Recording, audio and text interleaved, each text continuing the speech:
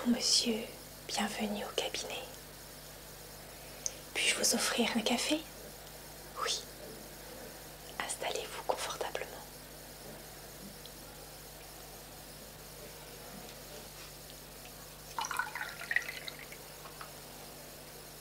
Tenez, voici votre café. Sachez que vous êtes mon dernier client.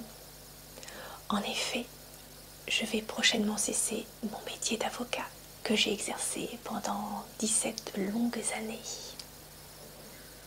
Ce que je vais faire par la suite, eh bien, j'ai décidé de me consacrer à la réalisation de vidéos ASMR. Pendant 17 ans, j'ai défendu haut et fort dans des tribunaux en plaidant.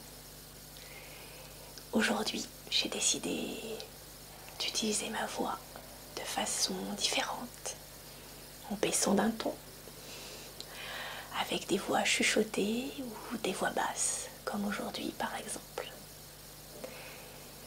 C'est une autre manière de m'occuper des gens et j'espère que ça plaira. Mais revenons à votre situation. Vous êtes venu là pour ça aujourd'hui, n'est-ce pas? Oui. Je vous écoute. Vous êtes convoqué devant le tribunal correctionnel le 15 avril. Nous sommes le 15 février.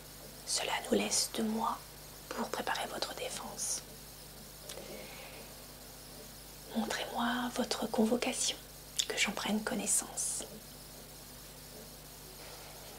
Merci.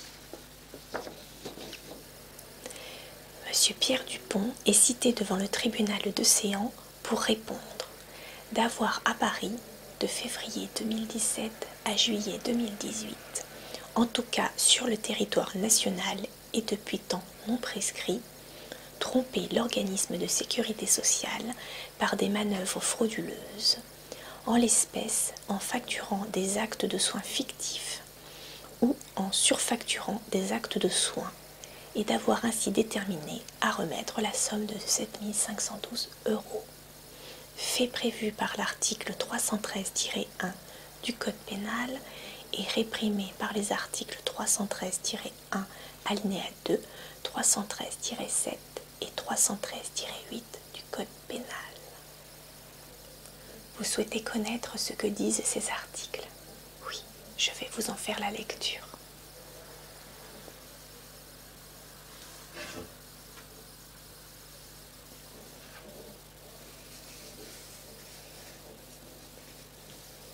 Voici le Code pénal.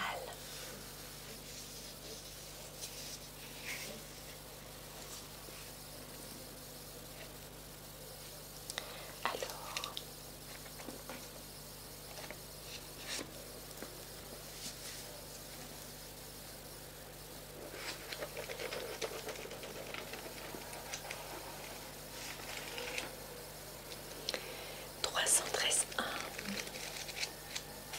voilà. L'article 313-1 du Code pénal dispose: l'escroquerie est le fait, soit par l'usage d'un faux nom ou d'une fausse qualité, soit par l'abus d'une qualité vraie, soit par l'emploi de manœuvres frauduleuses, de tromper une personne physique ou morale et de la déterminer ainsi, à son préjudice ou au préjudice d'un tiers, à remettre des fonds, des valeurs ou biens quelconques, à fournir un service ou à consentir un acte opérant obligation ou décharge. L'escroquerie est punie de 5 ans d'emprisonnement et de 375 000 € d'amende. Sachez qu'il existe également des peines complémentaires à l'amende et à l'emprisonnement, notamment l'interdiction des droits civiques, civils et de famille, l'interdiction d'exercer une fonction publique ou d'exercer l'activité professionnelle sociale dans laquelle l'infraction a été commise.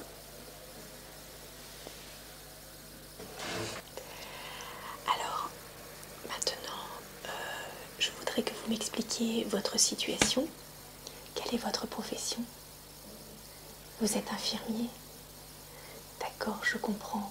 Ce qu'on vous reproche, c'est d'une part des actes fictifs, c'est-à-dire des actes de soins qui n'ont pas été réalisés mais que vous avez facturés, et d'autre part d'avoir surfacturé des soins, c'est-à-dire d'avoir appliqué une cotation erronée qui était plus avantageuse pour vous. Cela a pour conséquence que la facturation que vous avez émise était plus importante que ce qu'elle aurait dû être. Par conséquent, si les faits étaient reconnus, eh bien vous seriez redevable de la différence de somme entre la facturation que vous avez effectuée et celle qui aurait dû être réalisée.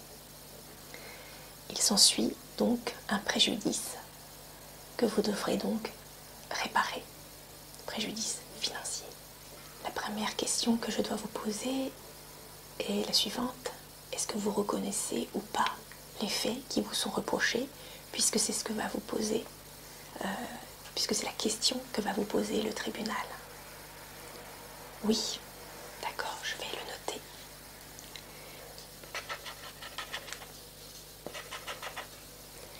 Dans la mesure où vous reconnaissez votre culpabilité, le tribunal pourra faire preuve de mansuétude à votre égard concernant la peine encourue. Expliquez-moi néanmoins ce qui vous a poussé à commettre cette infraction.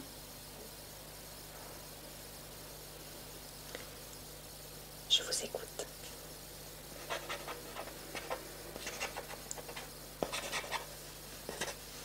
Oui, vous avez été négligent. Ça peut arriver effectivement.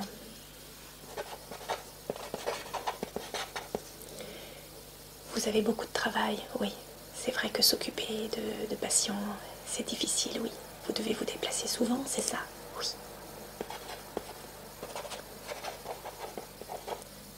Les actes fictifs, ah, vous vous êtes trompé, vous avez compté plusieurs fois un déplacement, c'est ça? D'accord, je le note.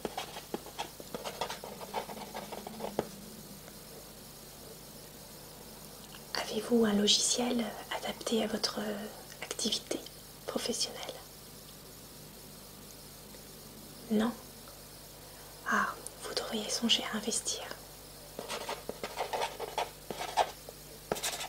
Avez-vous suivi des formations aussi pour appliquer correctement les cotations?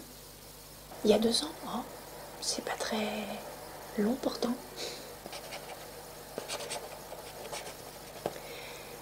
Ah oui, les rendez-vous sont difficiles à obtenir, je comprends.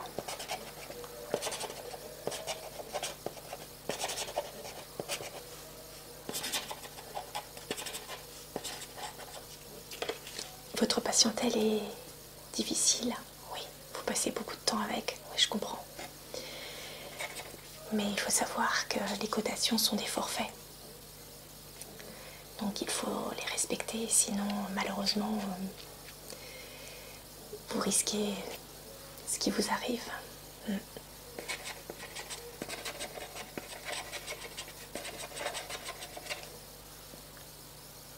Compte tenu de ce que vous venez de m'indiquer, je vais axer votre défense devant le tribunal sur la difficulté que vous avez eue à appliquer les règles de votre profession. Oui. Sachez également que vous pouvez demander une dispense de peine. Oui, c'est possible.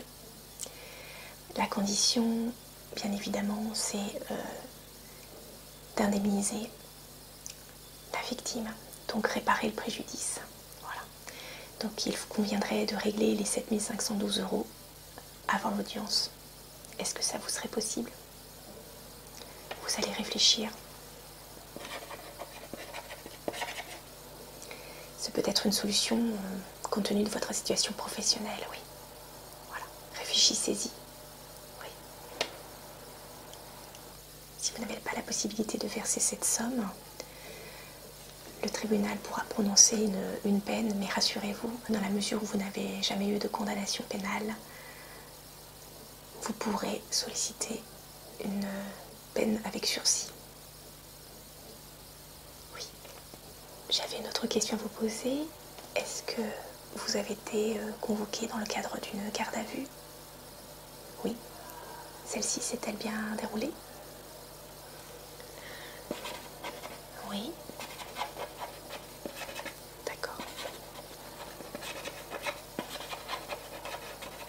Je vais bien entendu demander à consulter le dossier pénal et en solliciter une copie, ce qui me permettra de vérifier si toute la procédure a bien été respectée. Oui, je le note.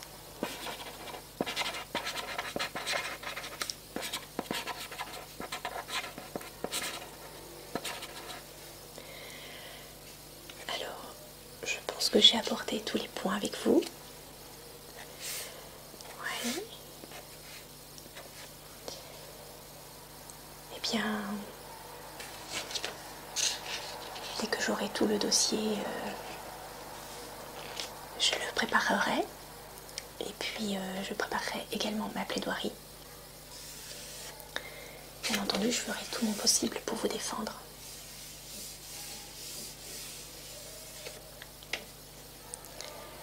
Une petite précision, à l'audience, vous serez interrogé par le tribunal, bien évidemment sur les faits qui vous sont reprochés. Ensuite, le ministère public, c'est-à-dire le procureur de la République, prendra ses réquisitions et enfin, à la fin, j'interviendrai et je plaiderai en votre faveur. La décision, en général, devant ce tribunal, elle est fournie en fin d'audience, ce qu'on appelle le délibéré. Avez-vous d'autres questions à me poser? Non? Vous souhaitez connaître le montant de mes honoraires? Alors sachez que dans la mesure où vous êtes mon dernier client de ma carrière d'avocat, eh bien j'ai décidé de ne pas compter mes honoraires, seulement les frais de dossier.